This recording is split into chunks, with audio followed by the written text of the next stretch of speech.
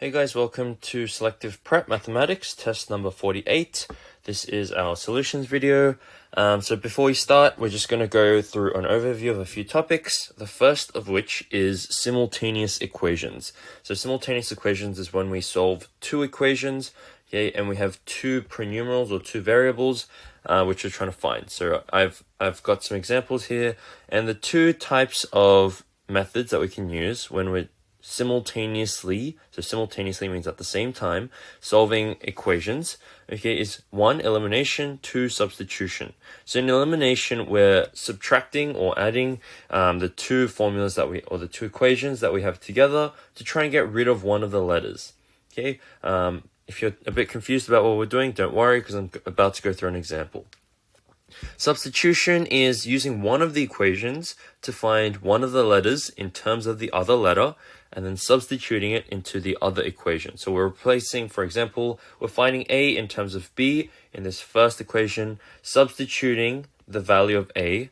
So this will be all in terms of B. So this will be like 3 times 10 minus 10 minus 2B plus 5b equals 32. So that whole equation is going to be in terms of b now. So let's actually go through it and see what it's like. So when we have elimination, we want at least, okay, one same value in both of the equations. So if I have 5b here, I want 5b here. Or if I have 3a, I want 3a. So that way I can subtract them and they're going to cancel out. So what I'm going to do is I'm going to have to manipulate one of the equations to make the same value because I don't have it here. So in order to get 3a, let's say, in this equation, I need to multiply the whole thing through by 3. So 3a plus 6b equals 30. Okay, it's the same equation as before, it's just written out a bit differently. So if I had to simplify it, it would give me that exact same simplified equation. Now, the second one is 3a plus 5b equals 32. That's just the one we have here, so don't worry about that. That's exactly the same. And then we're going to subtract these. So what will happen is I'm going to get 3a minus 3a. So that's going to give me 0. They're going to cancel out, which is what I want. Now I have everything in terms of b. So 6b minus 5b equals just b. And then 30 minus 32 equals minus 2. Okay, don't worry. It can be a negative number. Doesn't mean it's wrong. So now I'm going to sub b back into this equation. So a minus 2 times minus 2, so a minus 4 equals 10, which means that a equals 14. Okay, now substitution would be, if I took this first equation again, so a plus 2b equals 10. Okay, I'm going to move the 2b over. So a equals 10 minus 2b. And then I'm going to sub this value of a into this equation here. So instead of 3a, I'm going to write as 10 minus 2b, because I know a and 10 minus 2b are the same value. Okay, plus 5b equals 32. Okay, so 30 minus 6b plus 5b equals 32, which if I move this over to the other side and simplify these, I'm going to get minus b equals 2 or b equals minus 2. If I sub that in, I'd get the same value for a. Now, percentages, we've done this a heap of times. So percentages, we don't want to waste time. Basically, if you want to pause the video and read through the example, all I'm saying is that if you have a question here, so you have a discount, you have an initial price, don't find what the actual value of the discount is. Okay, if you get a discount, that's 40%, then you know in the end, okay, you just need to pay 60%. So in terms of percentages, just find that final percentage. Okay, find out what the value of that final percentage is and then subtract it from the initial price.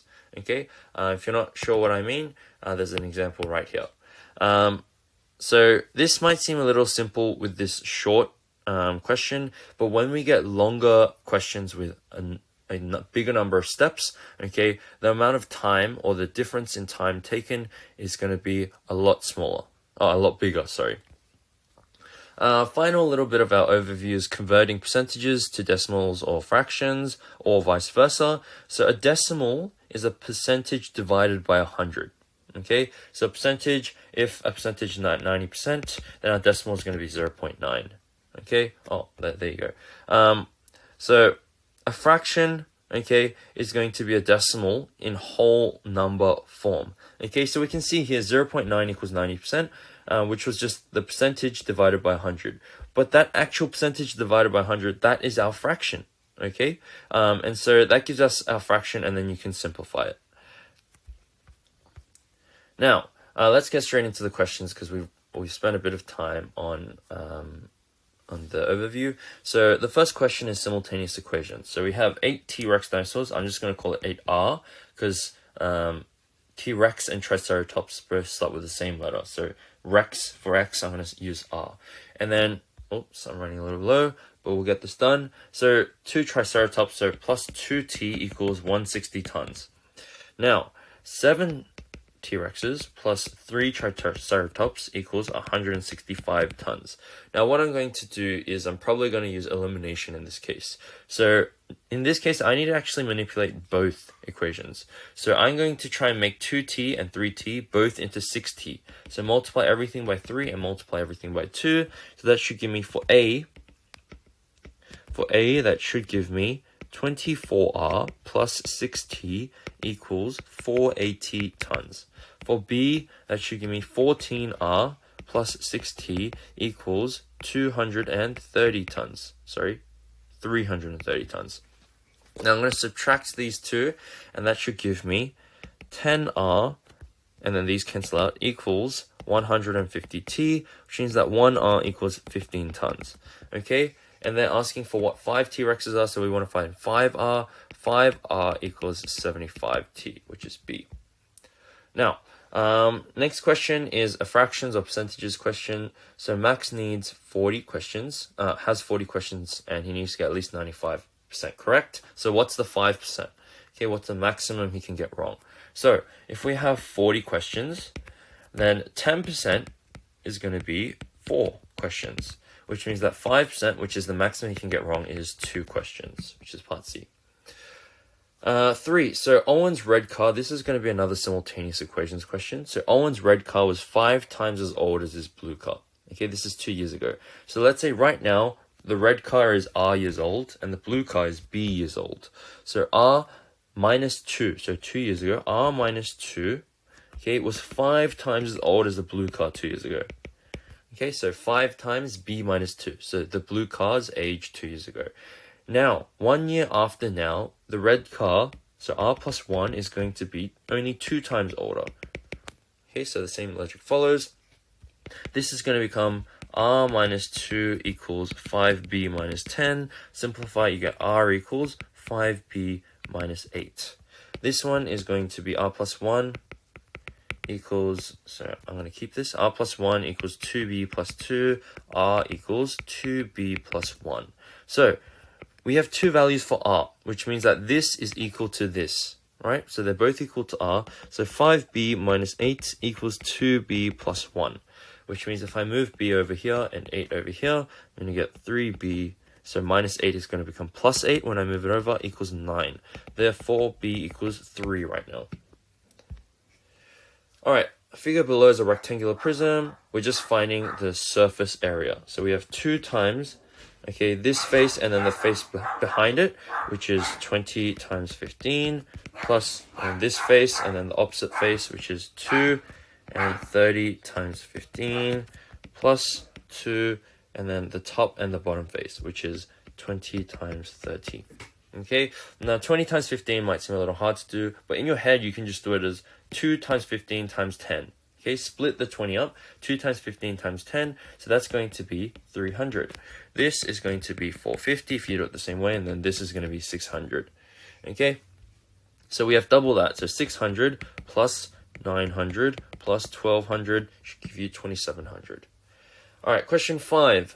We have 11 birthday cards at 850, so 11 times 850. What I'll probably do is do 10 times 850 plus 1 more 850. So that's going to be 85 plus 850 equals 9350 in the first week. For the last week, it's going to be 18 times 1150. I'll probably do 20 times 1150 minus 2 lots of 1150. Okay, it will give me the same value. So 20 times 1150 is going to be, so if I was doing times 10, it'd be 115. Times 20 is going to be 230. Okay, so 20 times 1150 equals 230 minus, okay, 2 lots of 1150, which is $23. So that's going to give me 207. Now, if I subtract those, I should get $113.50. Question 6. Okay, so we have to find the white area here. This is 7. This is 7. Okay, which means the length of the white area is going to be, okay, 54 minus, so length equals 54 minus 14, which is 40. And then the width or the breadth is going to be 24 minus 14, which is 10. Okay, so 40 times 10 is going to be the area of the white area, which is 400 meters squared. Question 7 was just an angles question, so we've skipped it. And so we'll move on to our last. So the answer is 180 degrees. If you're not sure, if you ever come into class, please do ask then. Question 8, which is our last question, is just a basic arithmetic question, just some basic maths. So usually carrots are sold at $10 a kilogram, but there's a 10% sale. Okay, so they're sold at $9 per kilogram. Okay, now they've sold $18,900 worth, which means we're trying to find how many kilograms were sold. So we're just going to do 18,900 divided by 9, which should give you 2,100 kilograms. So that's part D. So good job, guys. That was a pretty short video. Hopefully it wasn't too bad for you all. The key points or the key takeaways, basically simultaneous, we use substitution or elimination. If you can't remember, rewind, go back to start. Percentages, don't waste your time. Just find the final percentage and its value, and then subtract it from the initial if you have to. And then when converting from fractions to percentages, okay, decimals are kind of that intermediate or that middle point that you can use to get from one to the other if it's confusing. Okay, if you can do it straight away, you don't need to use that at all. Alright, so that ends our video there. I will see you guys in the next video.